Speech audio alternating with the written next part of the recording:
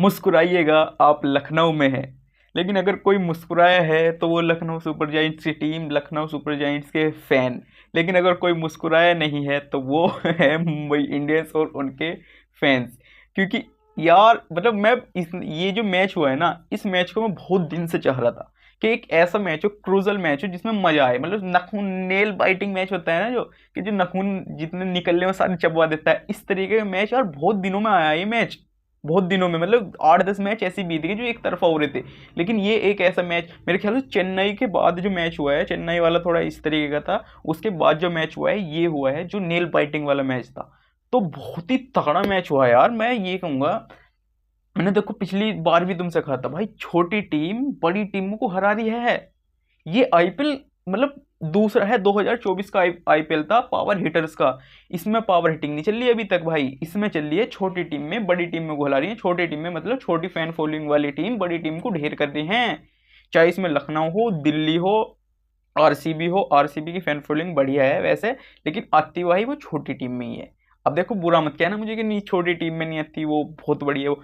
तुम समझो बात को, क्योंकि भाई आपके पास ट्रॉफी नहीं है तो आप छोटी टीमों में ही आओगे। लखनऊ वखनऊ, पंजाब किंग होगी। देखो पंजाब किंग कितनी बढ़िया खेल रही है इस समय। पंजाब किंग भी जिसकी ग्राउंड में जा रही है उसमें मार के आ रही है। अब आज इनका खुद का ग्राउंड में मैच है, उसमें देखना होगा वे क्या करते हैं क्या नहीं। लेकिन अभी तक यही हो रहा है भाई इस आईपीएल में, छोटी टीम में बड़ी टीम को ठोक रही है बढ़िया। चाहे अपने घर में बुला के ठोक रही हो, चाहे उनके घर में जाके ठोक रही हो। दिल्ली तो अपने घर में ही जीतती है। अब बात करते हैं मैच के ऊपर भाई। मैच इतना तगड़ा हुआ है ना, इतना तगड़ा हुआ है। मैं ये कह रहा पैसा वसूल भाई। हम इस मैच के लिए जाने वाले थे, लेकिन पता नहीं हमारे दिमाग में क्या हुआ क्या नहीं, हम क्यों नहीं गए। क्यों नहीं गए मतलब जो फोन पे देखने में इतना मजा आ रहा होगा ऐसे मैचों को, तो वहां पे कितना मजा आ रहा होगा भाई। वहां पे तो अलग ही रोमांच चल रहा होगा लोगों के बीच में भाई, जब फैंस आपस में मतलब फैंस को कुछ 18वें ओवर तक फैंस को कुछ नहीं पता कि क्या होना चाहिए और क्या हो रहा है। मतलब कुछ नहीं पता होगा उन्हें कि यार कौन जीतेगा, हम जीते मुंबई इंडियंस वाले जीतेंगे या लखनऊ सुपर जायंट्स वाले जीतेंगे, कुछ ही नहीं पता होगा। ठीक है भाई, इतना मतलब अब मैं क्या ही बात करूं उस मैच के बारे में। जो हो गया इतना तगड़ा, जो हो गया इतना अच्छा, जिसकी व्यूअरशिप को भाई इतना मजा आया होगा व्यूवर्स को देखने में मैच, मतलब अलग ही टॉपिक। अब बात करते हैं शुरू से करते हैं, बिल्कुल शुरू से मैच के ऊपर बात करते हैं। टॉस जीता है मुंबई इंडियंस, बॉलिंग का फैसला करता है भाई लखनऊ सुपर जायंट्स। इन्हें इतना तगड़ा स्टार्ट मिलता है, सही बताऊं इतना तगड़ा स्टार्ट मिलता है 69 पे, 0 आउट 69 पे 6 ओवर में। और 60 रन अकेले भाई तुम्हारे मिचेल मार्श के थे। 60 रन 69 में 60 रन मिचेल मार्श के थे। एडम मार्करम 7 रन पे खेला था 8 बॉलों में, वो भी 2 रन थे एक्स्ट्रा के। अब देखो कितना बुरा मारा होगा मिचेल मार्श ने, इन्हें कितना बुरा मारा होगा। पावर प्ले में इनकी कमर सिद्धि कर दी थी मुंबई इंडियंस की, एक तरफा मार दिया था इन्हें, एक तरफा हटा दिया था कि भाई तुम हट जाओ ये मैच हमारा है। लेकिन फिर आते हैं भाई विग्नेश पुथुर नाम के एक व्यक्ति, जो लाडला बच्चा है भाई हमारे, जो मुंबई स्काउटिंग के द्वारा आया गया है चुन के। तो वे आते हैं भाई, रिटर्न कैच बॉल कराते हैं, रिटर्न कैच मिचेल मार्श का खुद ही ले लेते हैं। और वहां से होता है असली गेम चेंज। जो लगता है लोगों को कि गेम चेंज वहां से हुआ है, ऐसा कुछ नहीं है भाई। वे शुरू से ही गेम में थे और एंड तक भी गेम में ही रहे हैं। ऐसा कुछ नहीं हुआ, गेम चेंज कहीं से कहीं तक नहीं हुआ, ऐसा नहीं हुआ। लेकिन जो गेम चेंज थोड़ा सा जब हुआ है, जब रनर बॉल वाली सिचुएशन रहती है ना थोड़ी, जो एडन मार्करम रहा है, मुझे लगता है थोड़ा ज़्यादा टाइम ले रहे हैं, कहीं ना कहीं थोड़ा ज़्यादा टाइम ले रहे हैं। जैसे मिचेल मार्श आउट होते हैं तो भाई अपने पूर्ण साहब आते हैं, अपनी दूसरी बॉल पे छक्का, दूसरी बॉल पे यार छक्का मार देते हैं अपनी।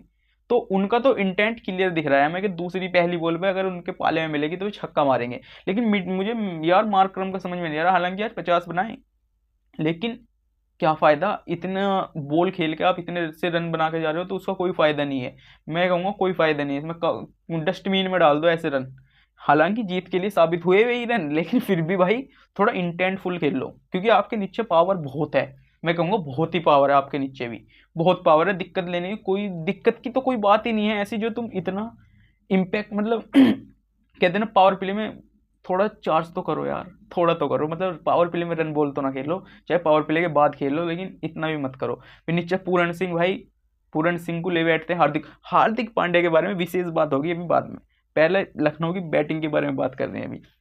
तो हार्दिक पांड्या ले बैठते हैं उन्हें एक पीछे की तरफ कैच पे, बिल्कुल आसान वाला, बिल्कुल आसान वाला, मतलब लगा ही नहीं था कि इस तरीके से भी आउट होंगे। अगर कहीं ना कहीं रिव्यू हो जाता, निकोलस पूरन की तरफ से रिव्यू हो जाता, तो शायद आउट भी ना होते, कुछ अलग भी चेंज हो सकता, क्योंकि हाइट वाइट थोड़ी हाई थी जो लगी देखने में, और उन्हें पता होगा भाई क्यों नहीं लिया, क्या हुआ, वे जाने, हमें उससे कोई मैटर नहीं है। फिर ऋषभ पंत, मेरा रीसू, मेरा रीसू कब चलेगा भाई, मेरे रीसू भाई कब चलोगे, कब भरोसा दिलाओगे। मतलब आज गोइंका साहब की मुस्कुराहट, मतलब जिस तरीके से ऋषभ पंत जब आउट होके गए हैं, मैं जब जैसे कैमरा फ्रंट हुआ ओनर्स के ऊपर, तो गोइंका साहब मुस्कुरा रहे थे। मतलब यार मेरे समझ से बाहर हुआ ये मामला कि आपकी टीम का एक खिलाड़ी जो सबसे महंगा है, आपकी टीम का कैप्टन, वो आउट होके जा रहा है, और आपकी टीम के जो मालिक साहब है वो मुस्कुरा रहे हैं। यार उनके चेहरे पे स्माइल थी लिटरली, आप यकीन नहीं करोगे, अगर आपने देखा हो तो उनके चेहरे पे मुस्कुराहट थी। वो किस चीज के लिए थी वो मैं अब तक नहीं समझ पा रहा, क्यों आई क्यों नहीं आई वो भाई, मेरे तो माइंड में आई नहीं रही। मतलब या तो उन्होंने सोच लिया यार गए, अब तो गए भाई, 27 करोड़ गए, इनका कुछ नहीं होने वाला। तो भाई ऋषभ पंत को फॉर्म में आना जरूरी है। अगर मैं सलाह दूं एक, वैसे ये सलाह माननी तो नहीं जाएगी, ऋषभ पंत मार्करम को हटाओ, ओपन करने आ जाओ, थोड़ा टाइम भी मिलेगा, पावर प्ले में खेलने का मौका भी मिलेगा, आपसे रन भी स्कोर होंगे अगर मानो तो। लेकिन मेरी बात कोई मैटर ही नहीं रखता, तो इसलिए मैंने एक सलाह दी है, थोड़ी सी आपके लिए सही रहेगा अगर आप लेके चलोगे। तो नीचे से भाई फिर रन स्कोर, चाहे तुम्हारे डेविड मिलर किलर हो, बडोनी साहब हो, तो ये छोटे छोटे कंट्रीब्यूशन आपकी टीम को 203 तक, 202 शायद, हाँ 202 तक ले गए, जो कि जीत के लिए बहुत ज़्यादा रन थे, क्योंकि यहाँ पे अभी एक बार ही हुआ है 180 प्लस रन चेज जो हुए हैं इसकी राउंड में। तो ये कोई, मतलब इनकी बॉलिंग कोई बढ़िया नहीं रही मुंबई इंडियंस की। अब करते हैं मुंबई इंडियंस की बैटिंग की बात। भाई बैटिंग की बात करें मुंबई इंडियंस की, तो जो इन्हें पावर प्ले में इंटेंट दिखाना चाहिए था इनके टॉप ऑर्डर्स को, ना ही रियान निकल्टन ने दिखाया इतना कुछ, और ना ही तुम्हारे जैक्स ने दिखाया, दोनों फ्लॉप साबित हुए। लेकिन फिर नीचे से लमड़ा आता है एक नमन धीर का नाम का, और जब वो मारता है तो फिर कोई नहीं मारता, फिर सूर्य कुमार भी पीछे खड़ा हुआ देखता है उसके शॉट ही बस। जिस तरीके से आकाशदीप को ने पल्ले बिठाया, और ये ले ये ले ये ले, इस तरीके के शॉट मारे हैं हटो बचो वाले, एक तरफा मारा है आकाशदीप को तो भाई नमनधीर ने। सूर्य कुमार यादव, मैं ये कह रहा हूँ सूर्य कुमार यादव भाई, मतलब मैच जिता देता लड़का सूर्य कुमार यादव। अगर यार तुम कहाँ से शॉट मार रहे हो, ऑफ स्टंप की बॉल को इधर पीछे मारने की कोशिश, तो भाई बहुत तकड़ा शॉट पड़ता है वो मारना, हर किसी के बस की बात नहीं होती वो।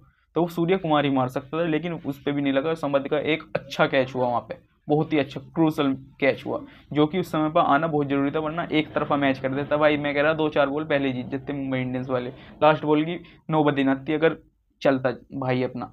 और तिलक वर्मा, मुझे समझ में नहीं आया किस तरीके की इनिंग खेल ली उन्होंने, और क्यों खेल ली ऐसी, मुझे तो अब तक समझ में नहीं आ रहा, मेरे अब तक दिमाग में नहीं आ रहा क्या हुआ था क्या नहीं हुआ इनके साथ में रनर बॉल वाली, और क्यों इन्हें रिटायर्ड हट किया गया।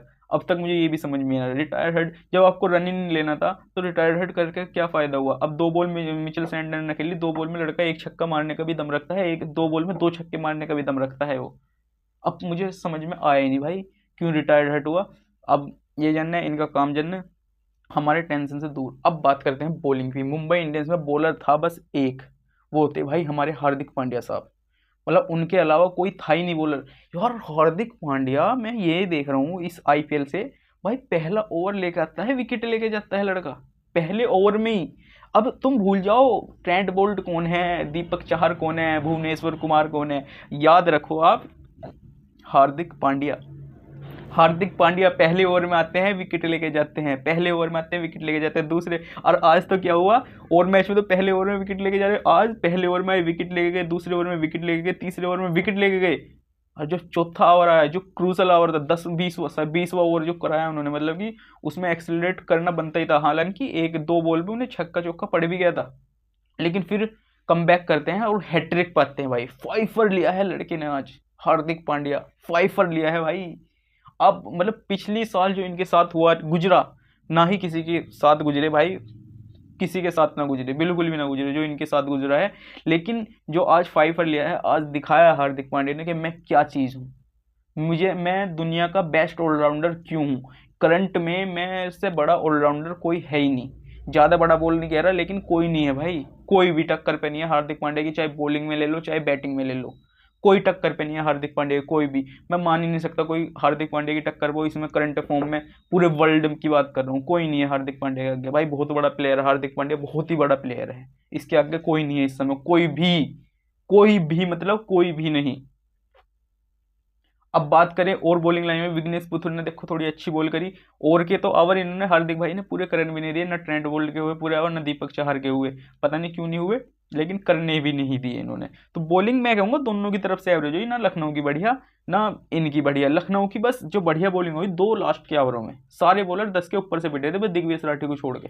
दिग्विजय राठी अच्छा कर रहा था, उसे छोड़ के सारे बॉलर 10 के ऊपर के एवरेज से पिट रहे थे। लेकिन जो शार्दुल ठाकुर का 19वां ओवर और आवेश खान का 20वां ओवर था ना, उससे बढ़िया ओवर नहीं हुए पूरे मैच में। अब ये देख लो तुम, हार्दिक पांड्या और दिग्विजय राठी को छोड़ के 19वां ओवर, इतना क्रूजल ओवर शार्दुल ठाकुर ने डाला भाई, उसकी मैं तारीफ कर दूं तो मैं मतलब कुछ बोल ही नहीं सकता उसके बारे में, तो इतना अच्छा ओवर था वो शार्दुल ठाकुर का। और 20वां ओवर शार्दुल, फिर आवेश खान का होता है। तो मैच यार, मैच बन सकता था, लेकिन अब क्या ही कर सकते हैं हम, इसमें नहीं बन पाया किसी वजह से, जो भी शॉट वोट नहीं लगे इन पे, तो कोई इतनी बड़ी बात नहीं थी, लेकिन मैच में इंटरेस्ट आया, मजा आया। आज के लिए इतना ही, जब तक के लिए राम राम जी।